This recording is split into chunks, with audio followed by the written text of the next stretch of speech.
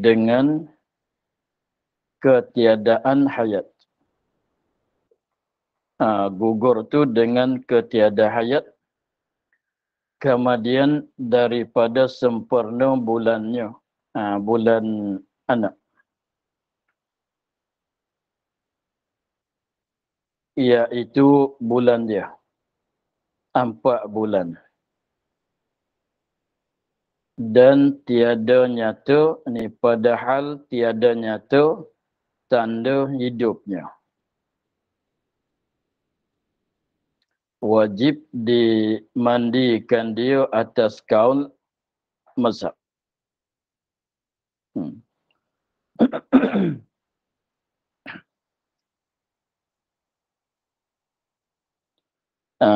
Ini masalah katanya pada barang yang pada hukum mati. Seperti anak yang gugur. Tapi gugur dia tu, gugur dia dengan ketiadaan hayat. Maknanya dia gugur tu, maknanya dengan ketiadaan hayat, mana tak hidup.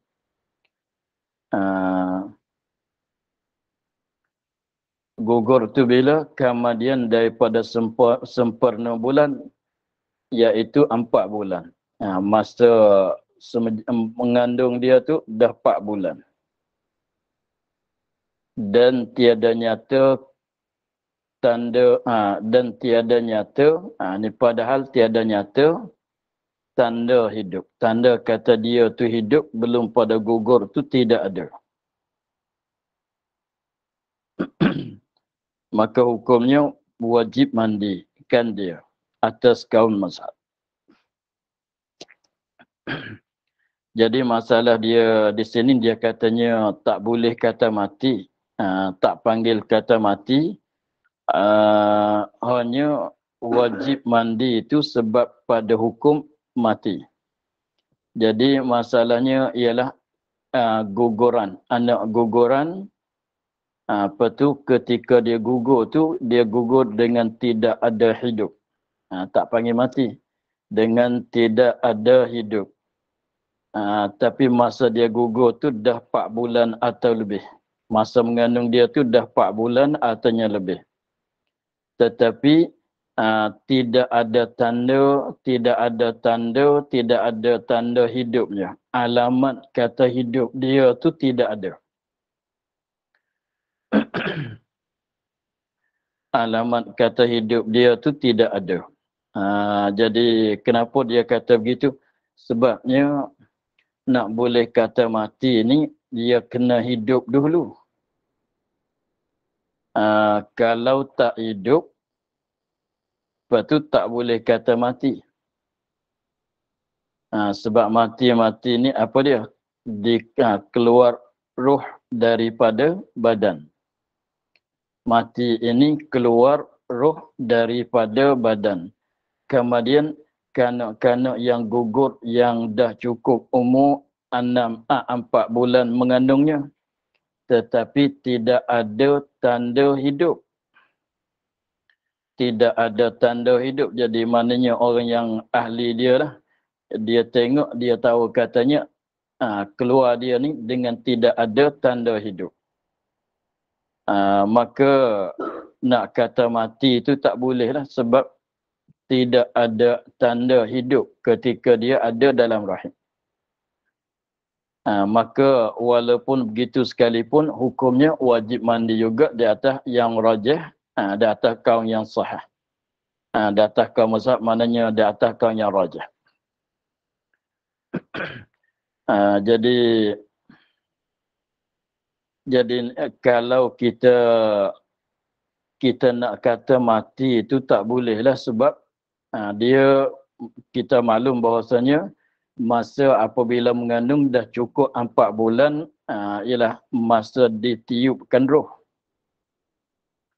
Apabila genap 4 bulan di mengandung, maka sampailah masa ditiupkan roh. Apabila ditiupkan roh itulah barulah kata hidup. kemudian apabila roh tu keluar daripada badan dia, itulah dikatakan mati. Tetapi kanak-kanak yang guguran ini, walahal masa mengandung dia dah 4 bulan, tetapi tidak ada tanda hidup. Mana tidak ada tanda katanya dah ditiupkan roh. Maka keluar dengan tak ada hidup. Maka boleh panggil mati ke tidak? Tak boleh panggil kata mati.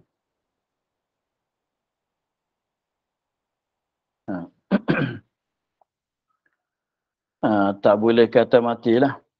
Tetapi dengan silik kepada masa mengandung dianya ialah 4 bulan, ialah masa yang ditiupkan roh dah. Dah sampai masa ditiupkan roh. Tetapi belum ditiup.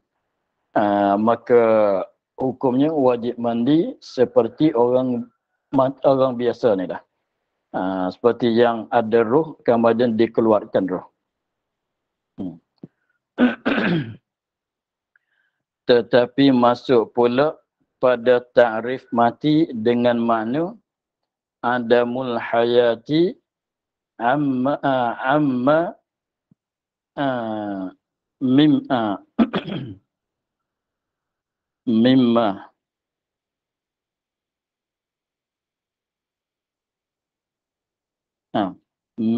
min sya'nihi al-hayat.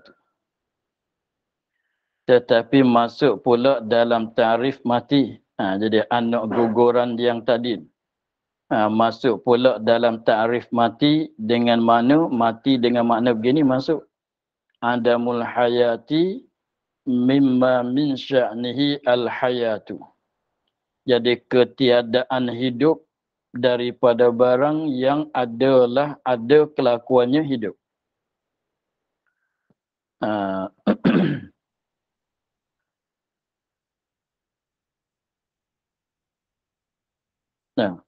Ketiadaan hidup. Mati dengan makna begini. Ketiadaan hidup barang yang ada kelakuannya, ini barang yang adalah kelakuan dia, passion dianya hidup. Tengok, manusia kelakuan dia hidup, binatang-binatang kelakuannya hidup. Kalau kayu batu kelakuannya tak hidup. Tidak ada hidup. Begitu. Maka masuklah padanya pada ta'rif mati yang gugur.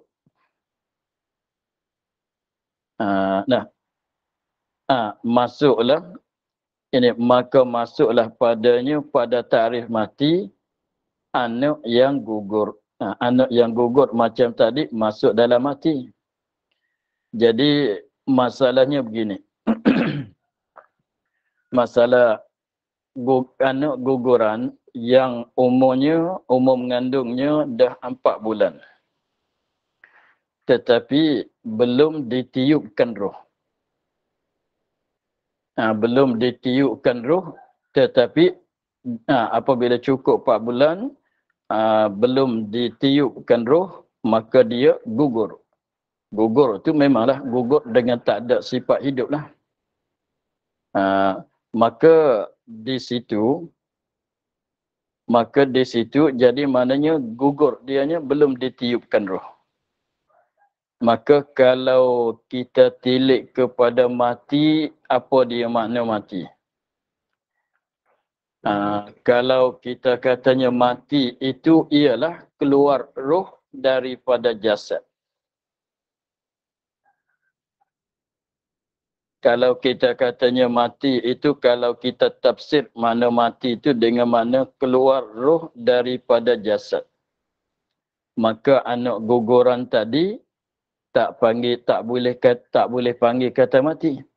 Sebab dia belum ditiupkan roh. Begitu. Sebab kita katanya masa mengandung dah 4 bulan tetapi belum ditiupkan roh. Maka gugur dengan tak ada hidup. Maka boleh panggil mati ke tidak? Tak boleh panggil mati sebab roh belum ada.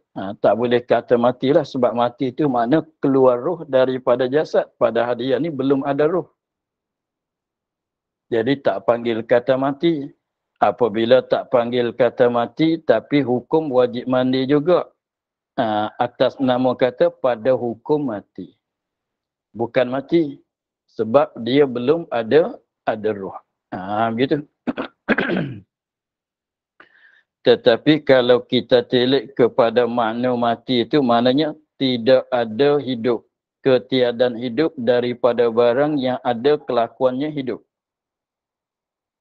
Kalau kita telik begitu, maknanya jenis manusia walaupun kanak dalam rahim ibu sekalipun, jenis manusia, jenis benda peseng ada hidup. Kalau kayu, batu, air, tanah begitu, jenis benda yang tidak ada hidup. Begitu. Jadi maknanya mati ni mana tak ada hidup. Bagi benda yang jenis dia, jenis hidup. Maka kalau kita tilik kepada ta'rif mati dengan makna adamul hayati, ketiadaan hidup, bukan makna mati itu keluar roh, maka kanak-kanak yang tersebut tadi itu masuk dalam kata orang mati. Begitu. Jadi jadi maknanya pendek katanya tilik pada hukum tu, maknanya kanak-kanak yang gugur pada hanya masa mengandung tu dah 4 bulan.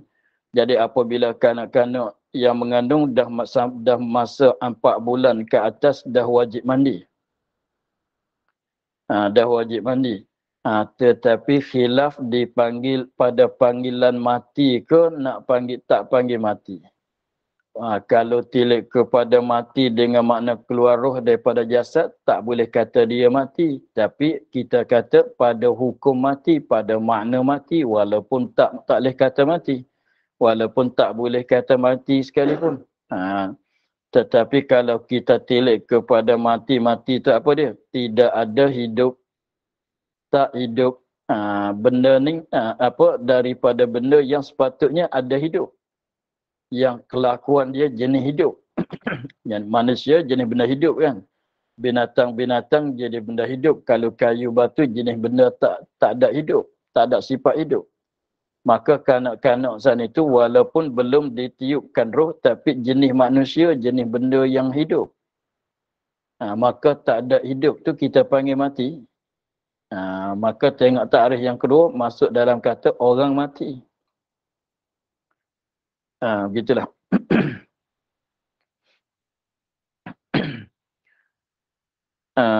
Dan keluar segala jamadat. Jamadat tu seperti kayu, batu, air, tanah, gitulah. Lain daripada hayawan, lain daripada binatang, lain pada manusia. Itu. Apa nak katanya, masalahnya kanak-kanak yang gugur itu dah masa mengandung dianya 4 bulan ke atas. Maka dah wajib mandi. Maka masalahnya akan diulang balik pada bab mandi jenazah lagi akan datang. Bersalahan jika ada kanak-kanak itu belum lagi sampai bulan, iaitu 4 bulan.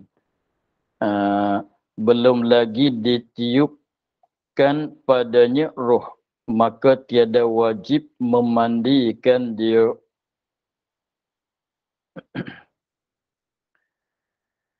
Bersalahan jika kanak-kanak, yakni kanak-kanak yang gugur. Kanak-kanak yang gugur tu belum lagi sampai bulan, iaitu 4 bulan. Jadi tilik kepada masa mengandung tu tak sampai 4 bulan lagi. Dah gugur. Lepas tu, dan belum lagi ditiupkan padanya roh. Jadi 2 kait. Jadi umur tak sampai masa mengandung, tak sampai 4 bulan dan tidak ada tanda bahawasanya dia dah ditiupkan roh. Yang kita kena ingat begini, bahwasanya katanya 4 bulan tu masa mengandungkan, masa ditiupkan roh. Apabila mengandung cukup 4 bulan, masa ditiupkan roh. Tapi boleh jadi ditiupkan roh belum sampai 4 bulan pun boleh jadi. Dan boleh jadi dah cukup 4 bulan tapi belum ditiup pun boleh jadi. Tapi maknanya ghalibnya cukup 4 bulan tu sampai masa ditiupkan roh. Tapi bukan maksud katanya 4 bulan bulat-bulat ditiupkan roh. Bukan begitu. Boleh jadi belum cukup 4 bulan, sehari dua ke masalah. Lebih pada cukup, dah cukup 4 bulan tak tiup lagi, lepas pada tu sehari dua barulah tiupkan roh. Maksudnya begitu. Yang ulama cakap katanya 4 bulan, apabila mengandung 4 bulan, cukup 4 bulan ditiupkan roh. Itu mana sakatan dia.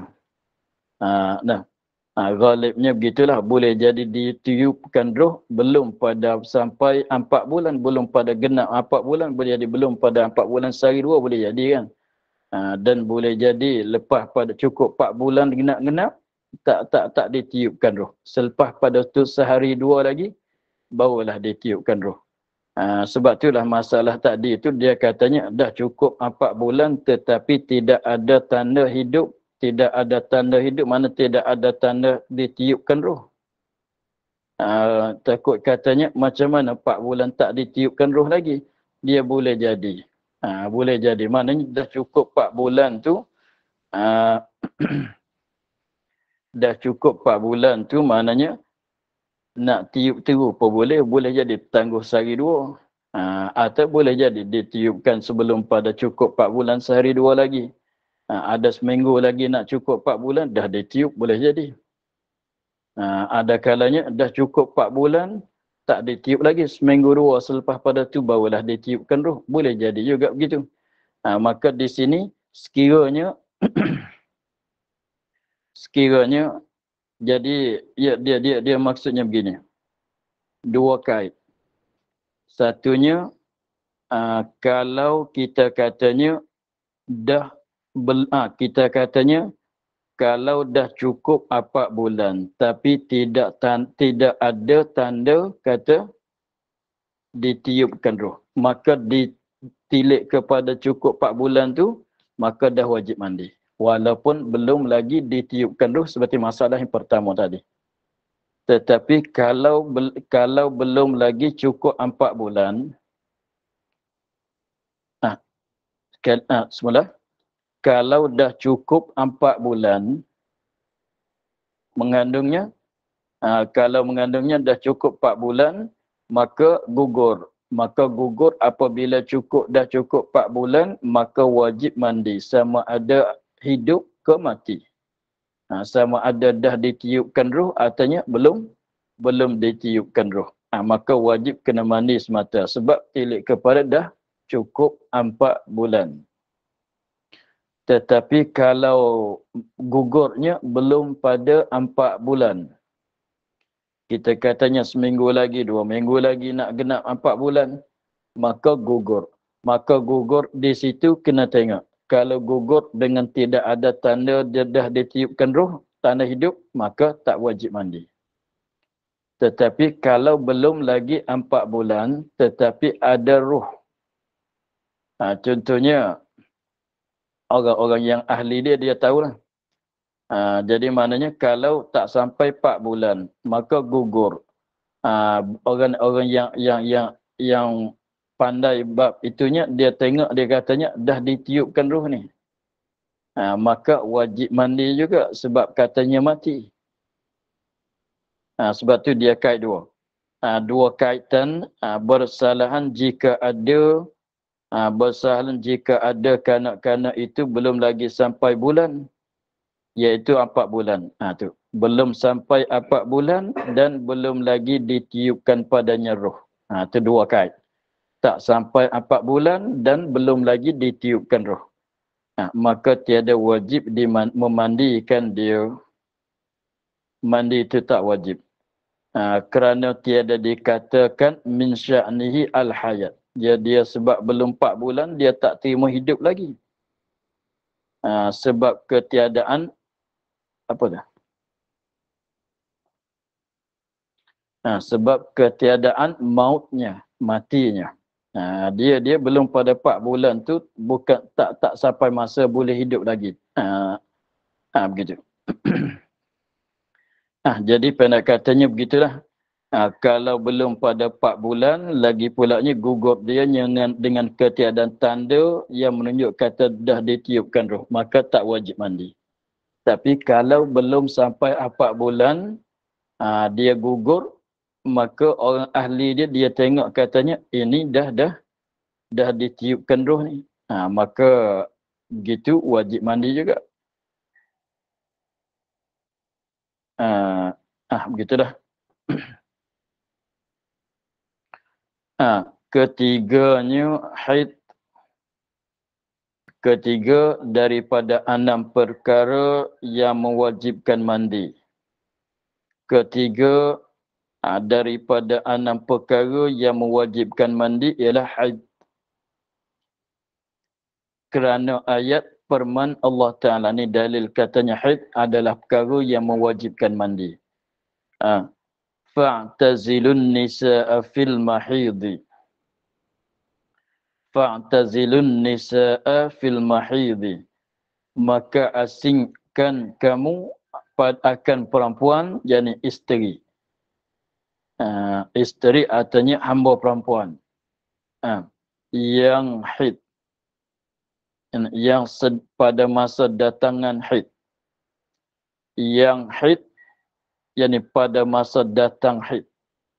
Pada masa datang haid. Ya haid tu ialah darah.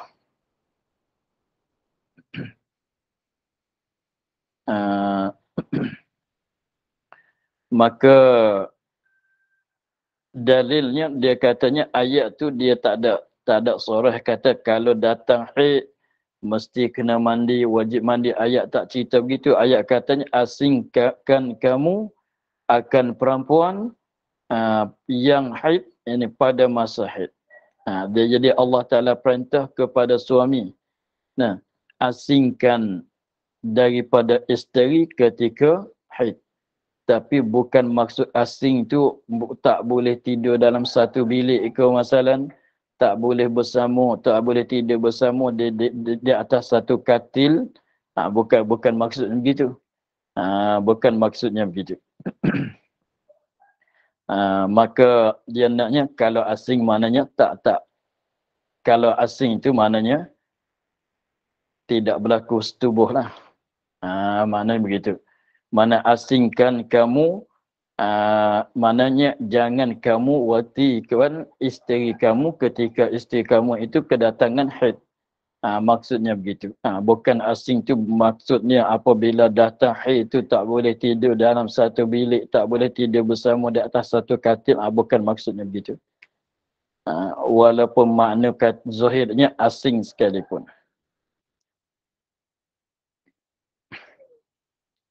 Maka dia katanya jalan dalil ayat. Ni cara kita nak berdalil. Cara kita nak berdalil dengan ayat ini menunjuk kata haid tu mewajibkan mandi macam mana. Sebab zahir dia tu dia kata asingkan kamu wahai suami-suami akan perempuan yang akan isteri pada haid, pada masa haid. Maka di mana tempat menunjuk kata wajib mandi? Cara tiliknya begini. Dan jalan dalil pada ayat ini kerana perempuan itu wajib ia menyerahkan dirinya bagi suaminya daripada wati. Dia katanya kerana perempuan, yakni isteri, kerana isteri wajib ia, ini wajib yakni wajib atasnya. Wajib yakni wajib atasnya atas perempuan menyerahkan dirinya. Menyerahkan dirinya, diri perempuan bagi suaminya daripada wati. Untuk kalau sekiranya kalau suami itu ingin nak wati, wajib dah atas dia menyerahkan diri sekiranya kalau tidak ada keuzuran. Hukumnya begitu. Orang perempuan isteri wajib menyerahkan diri apabila dikehendaki oleh suami. Begitu. Maka dan tiada harus demikian itu melainkan dengan mandi. Dan tiada harus demikian itu menyerahkan diri. Dan tiada harus demikian itu menyerahkan diri melainkan dengan mandi sebab dia kedatangan haid. Dan tiada harus demikian itu menyerahkan diri daripada waktu itu melainkan dengan mandi. Jadi maknanya dia begini, dia katanya kalau perempuan tu maknanya asing oleh kamu akan perempuan akan isteri kamu pada ketika dia kedatangan haid. Maknanya ketika datangan haid itu tak boleh jima', tak boleh wati. Maknanya fahamnya macam mana? Kalau tidak kedatangan haid, kalau dah suci daripada haid, bolehlah. Boleh. Tapi tak boleh terus. Kena mandi dulu. Tak boleh ambil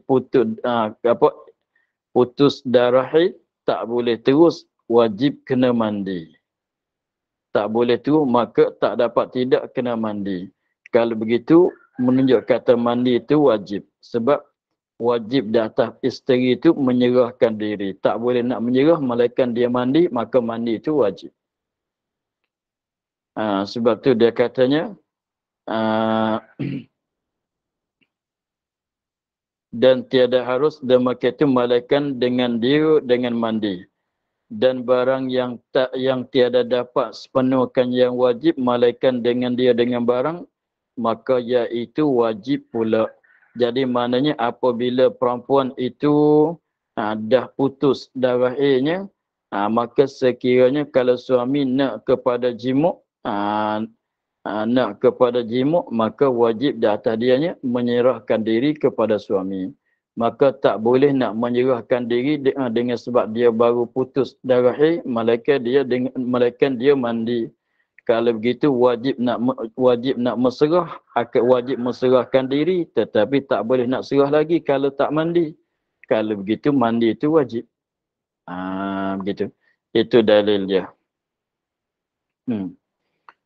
Keempatnya nifas. Kerana bahawasanya sebab apakah nifas itu setengah daripada perkara yang mewajibkan mandi. Sebab apakah nifas itu ialah perkara yang mewajibkan mandi kerana bahawasanya nifas darah haid yang berhimpun. Jadi darah nifas tu asalnya darah haid yang berhimpun yang tak keluar. Yang berhimpun dalam rahim. Yang berhimpun yang maknanya yang tak keluar masa perempuan itu sedang mengandung. Dia perempuan kalau mengandung tak datang haid kan. Pada ghalibnya tak datang haid. Maka darah haid yang tak keluar pada masa dia mengandung itulah dia akan keluar selepas pada bersalin. Dia akan keluar selepas pada bersalin. Maka itu jadi darah nifas. Jadi maknanya betul-betul kalau tilik pada betul-betulnya kenapa nifas apabila datangan suci daripada nifas kena mandi juga. Sebab pada maknanya keluar darah haid. Sebab nifas itu ialah darah haid pada asalnya. Darah haid yang berhimpun, yang berkumpul, yang tak keluar ketika perempuan itu sedang mengandung. Maka selepas pada mengandung, dah bersalin, maka darah haid itu keluar. Kita panggil kata nifas. Kalau keluar setiap bulanan tu kita panggil haid. Kalau dia tak keluar dengan sebab sebab masa dia mengandung, maka terkumpul ke dalamnya, dalam rahim itu, maka dia akan keluar pada masa haid. Pada masa selepas pada bersalin. Itu.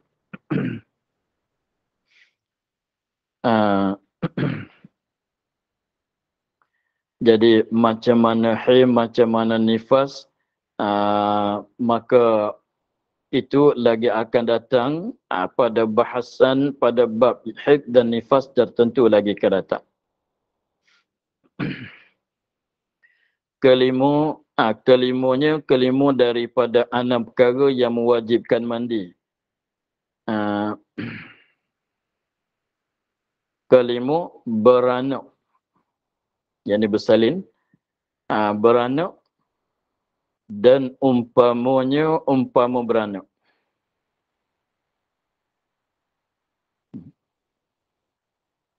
Nak tanya, beranak ni apa dia beranak? Bersalin. Keluar anak. Beranak ni ialah keluar anak daripada rahim. Itu beranak. Sebab tu kalau dia kata sebab tu dia tambah dan umpamanya umpama beranak. Apa dia umpama? Daripada beranak alaqah. Daripada beranak alaqah, mana keluar alaqah daripada rahim perempuan, atau mudghah, atau darah sekempal, atau daging sekepal. Maka ni hukumnya beranak. Sebab yang keluar tu bukan anak. Tengok. Umpama beranak alaqah. Dah. Alaqah atau mudghah. Apa makna alaqah dan atau mudghah? Yakni darah sekempal. Itu alaqah. Alaqah tu darah sekepal. Yang akan kalau lama kelamaan akan jadi anak. Dan daging ini mudghah, daging sekepal. Dah. Sekepal daging. Dia mudghah. Kenapa panggil mudghah? Sebab asal mudghah tu ambil daripada mad'un, mamuh. Mamuh ni kita ambil masuk mulut, belum pada nak telan tu kita mamuh. Maknanya dia nak cerita kata mudghah ni dia seketul daging. Seketul daging. Kalau darah tu sekepal, mana seketul darah yang beku. Kalau mudghah ni ialah seketul daging, maka besar kecil dianya kalau kita makan daging tu semulut. Sekali suap. Tu nak sebab tu dia panggil mudghah. Sebab tu dia panggil mudghah sebab besar kecil dianya dia lebih kurang kita semulut daging. Dia daging tu semulut kita makan tu sekali suap tu bukan besar sangat, bukan kecil sangat. Sebab tu dia panggil mudghah. Maka beranak dan pada hukum beranak ialah keluar alaqah, keluarkan mudghah, maka mewajibkan mandi juga. Kerana apa? Kerana bahawasanya anak itu, anak yang diberanakkan itu, yang dibersalinkan itu atanya mudghah atau alaqah itu daripada mandi yang beku jua. Jadi maknanya anak jadi daripada mandi. Mandi siapa? Mandi suami dan mandi dia kan. Mandi orang perempuan tu. Jadi keluarkan anak, keluarkan alaqah, keluarkan mudghah tu pada hukumnya, pada maknanya keluar mandi. Maka keluar mandi itu setengah daripada perkara yang mewajibkan mandi. Tilik begitulah. Pasal itulah keluar anak bersalin, keluar alaqah mudghah tu wajib mandi sebab benda itu asalnya mani bagi orang perempuan. Yang beku salin jadi orang. Begitulah. Mandi yang beku jadi darah, sekepal darah jadi sekepal daging, kemudian lama kelamaan jadi rupa manusia. Begitu. Jadi maknanya sebab dia tu pada maknanya keluar mandi lah. Dan lagi adalah keduanya itu asal kejadian kanak-kanak. Dan lagi adalah keduanya alaqah dan mudghah tadi. Asal kejadian kanak-kanak. Itu asal nak jadi orang tu. Jika berkata bidan, tu bidan lah. Jika berkata bidan, jadi dikandaki bidan di sini maknanya orang yang pakal. Orang yang pakal nisbah kandungan. Nisbah alaqah, nisbah itulah benda-benda yang ada bab kanak-kanak yang mengandungnya apa ni, dia ni pakal. Termasuk doktor sekarang pun yang pakal nisbah begini, yang pakal dengan benda begini, maka dipanggilkan pada hukum bidan jugalah. Dimaksud dalam kitab ni, walaupun orang tak panggil tok bidan sekalipun, tapi dia pandai benda ini, ialah serah kepada dia juga. Dalam maknanya yang masuk dalam maksud kata bidan jugalah. Bahwasanya ini kejadian. Sekiranya kalau perempuan tu tergugur daripadanya sekepal darah atau sekepal daging, maka apabila kita ambil benda tu bagi bidan, bagi orang yang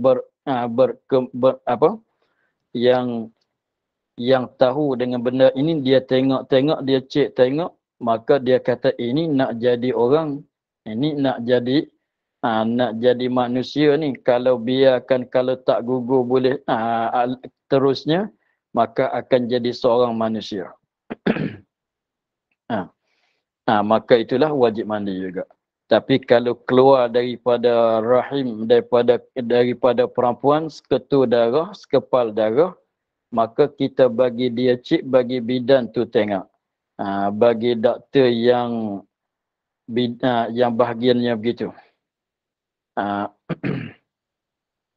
Kalau dia tengok ni darah biasa ni, bukan asal kejadian manusia ni, maka itu darah, tengoklah darah haid ke darah penyakit, kena tengok situ pula.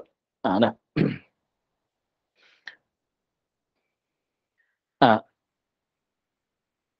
Dia kata jika berkata bidan bahawasa ini kejadian kanak-kanak, dan daripada inilah sah mandi. Kemudian daripada beranak. Dan daripada inilah, daripada kata anak itu, daripada mandi yang beku, sah mandi. Kemudian daripada beranak. Boleh kita mandi terus, bolehlah dia tu mandi terus kemudian daripada beranak.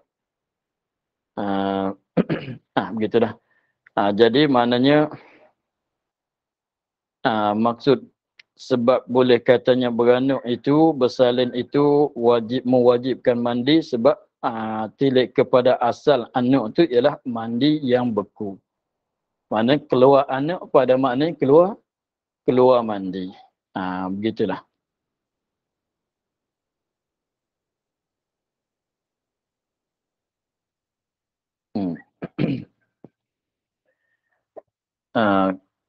Habis di situ kita akhir kat situ lah. Dan sungguhnya tiada diwajibkan mandi dengan keluar setengah anak seperti tangan atau kaki. Kita akhir di situ dulu. Dan setengahnya. Dan sungguhnya. Wallahu a'lam, alhamdulillah wa a'lam. أعوذ بالله من الشيطان الرجيم بسم الله الرحمن الرحيم الحمد لله رب العالمين والصلاة والسلام على أشرف الأنبياء والمرسلين وعلى آله وصحبه أجمعين اللهم افتح لنا فتوح العارفين ونور قلوبنا بنورك الكريم واجعل عملنا خالصة لوجهك الكريم اللهم إنا نستدعوك ما قرأناه وما سمعناه فردد علينا وافتح إلى سبحان ربك رب العزة عما يصفون وسلام على المرسلين والحمد لله رب العالمين. Terima kasih Baba. Assalamualaikum. Terima kasih Baba. Terima kasih Baba. Assalamualaikum. Terima kasih Baba. Terima kasih Baba. Assalamualaikum. Terima kasih Baba. Assalamualaikum. Assalamualaikum. Ya, sama-sama. Assalamualaikum warahmatullahi wabarakatuh. Terima kasih Baba. Terima kasih Baba. Assalamualaikum. Assalamualaikum warahmatullahi wabarakatuh. Waalaikumsalam warahmatullahi wabarakatuh.